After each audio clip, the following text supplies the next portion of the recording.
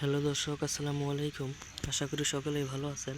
তো দর্শক, দেখতে পাচ্ছেন আমরা কিভাবে চাষের জমিতে কিংবা আমাদের বাড়ির পাশে কিভাবে আমরা মিষ্টি কুমড়া গাছগুলো চাষ করে থাকি। তো বন্ধুরা, এই মিষ্টি কুমড়া গাছগুলো চাষ করে আমরা কিন্তু ভালো ধরনের লাভবান হয়েছি। তো বন্ধুরা, আপনারা চাইলেও এই মিষ্টি কুমড়া গাছগুলো আপনারা খুব সহজেই চাষ করতে পারেন।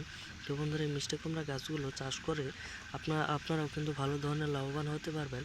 এবং অনেক কৃষক ভাইয়েরাও কিন্তু এই মিষ্টি কুমড়া গাছগুলো চাষ করে ভালো ধরনের লাভবান হয়েছে।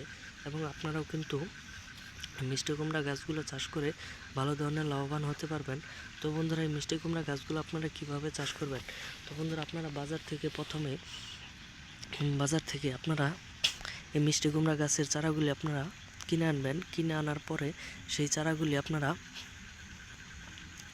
চারাগুলি সুন্দর করে এক জায়গায় ঝাড় তৈরি করে সেই ঝাড়ের মধ্যে আপনারা রোপণ করে দিবেন। এবং প্রত্যেক দিন সকাল এবং বিকালে আপনারা পানি দিবেন।